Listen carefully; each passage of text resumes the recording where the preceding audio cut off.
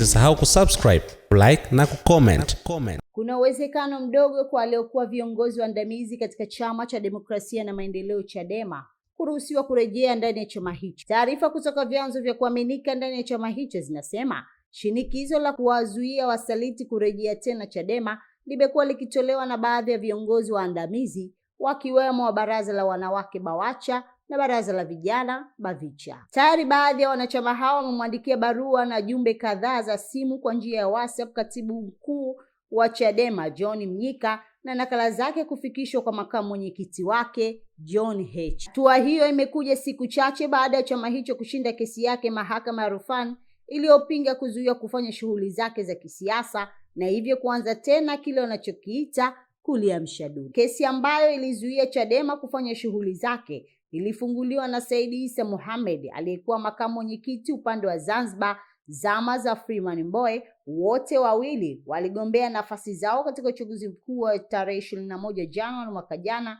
na kushindwa kurejea madarakani. Miongoni mwa wanaotajwa kuwa hawataruhusiwa kurejea Chadema ni pamoja na waliokuwa mstari wa mbele kusaliti maamuzi ya chama hicho ya kutoshiriki uchaguzi mkuu uliopita maarufu kama G55 na waliokuwa wabunge 19 wakiongozwa na Halima James Mdee. Uamuzi wa viongozi na wanachama wa Chadema kupinga kurejeshwa kwenye chama chao wanaoitwa wasaliti umekuja baada ya Heche kutangaza kupitia chombo kimoja cha habari nchini kwamba milango ya kumpokea Mdee na wengine waliohamia vyama vingine sasa iko wazi, mradi wafuati taratibu. Mdee na wenzake 18 walifukuzwa Chadema Novemba 2020 baada ya kushtakiwa na kupatikana na hatia kwenye makosa ya usaliti, uchonganishi, kuchochea migogoro kwenye chama, kugushi nyaraka na kujipeleka bungeni kujiapisha kuwa wabunge wa viti maalum bila ridhaa ya chama chenyewe. Baadaye wabunge wote 19 walikiburuza chama hicho mahakamani, wengine wakakashifu bungeni na kwenye mikutano ya hadhara,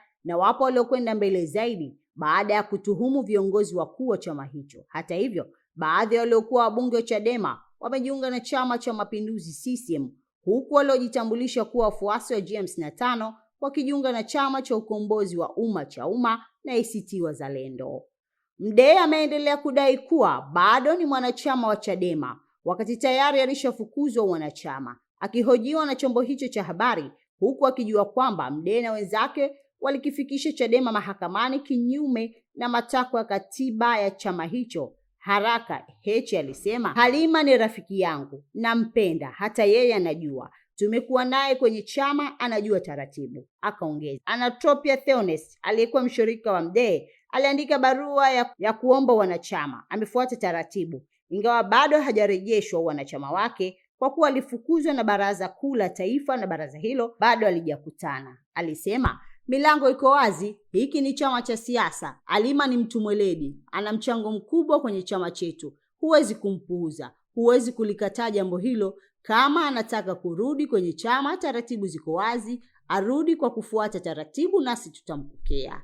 Akifafanua hoja yake, makamu huyo mwenyekiti wa Chadema Tanzania Bara alisema hata Anthony Komo aliyekuwa mbunge wa Moshi Vijijini naye alifukuzwa kwenye chama hicho, lakini akafuata taratibu na hatimaye ameweza kurejea. Baraza Kuu la Chadema ambalo Heche alikuwa mmoja wa wajumbe wake liliridhia kwa kauli moja uamuzi wa kamati kuu ya tarehe 27 Novemba 2022 kwa kufuta wanachama Mdee na wenzake. Wakati Heche akijaribu kumtetea Mdee na wengine, baadhi ya viongozi wenzake wanaweka msimamo mkali kwamba Chadema kimepata bahati ya kujisafisha, hakiwezi kurudi nyuma. Hawa ni wasaliti, hawajabadilika na hawataweza kubadilika. Hiki chama kimeumizwa sana na watu wa aina hii. Kwa hiyo, mimi na wenzangu wengine tunaokitakia mema Chadema, hatutakubali watu wa aina hii warejeshwe kwenye chama chetu, ameeleza mjumbe mmoja kamati tendaji ya Bawacha aliyesaini barua kwenda kwa Mnyika. Ameongeza, kama viongozi hawajui jinsi watu walivyoumia, basi itakuwa ni bahati mbaya sana.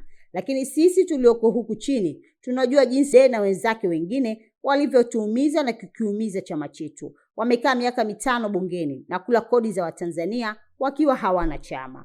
Ni muhimu chama chetu kikaangalia mustakabali wake wa mbeleni, sio kudekeza wasaliti. Kufanya hivyo hakutasaidia, zaidi kutasababisha kuzalisha COVID wengine bila uchaguzi utakapofanyika. Naye mjumbe wa kamati kuu CC ya chama hicho anayepinga kurejeshwa kwa Mdee na wengine waliokimbilia CHAUMMA Anaeleza kuwa hofu ya wanachama inatokana na historia yao kwenye chama hicho.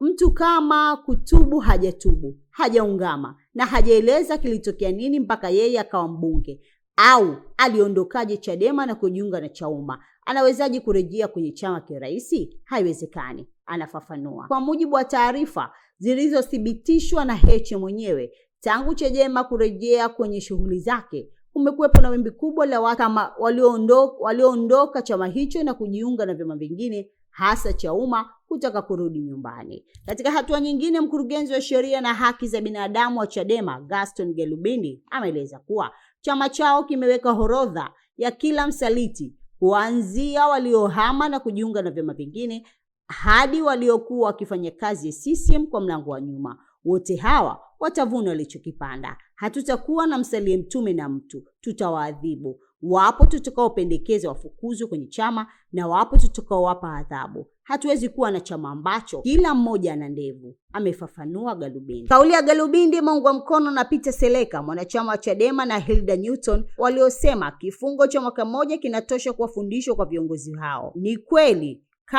kweli chama ni watu, lakini si kila kundi la watu linafaa kuwa sehemu ya ujenzi wa taasisi imara. Watu wasio na nidhamu, uvumilivu na uelewa wa malengo ya taasisi, hasa wale wanaoweka mbele maslahi binafsi, ni hatari kubwa kwa umoja, mwelekeo na usalama wa chama chenyewe, alieleza.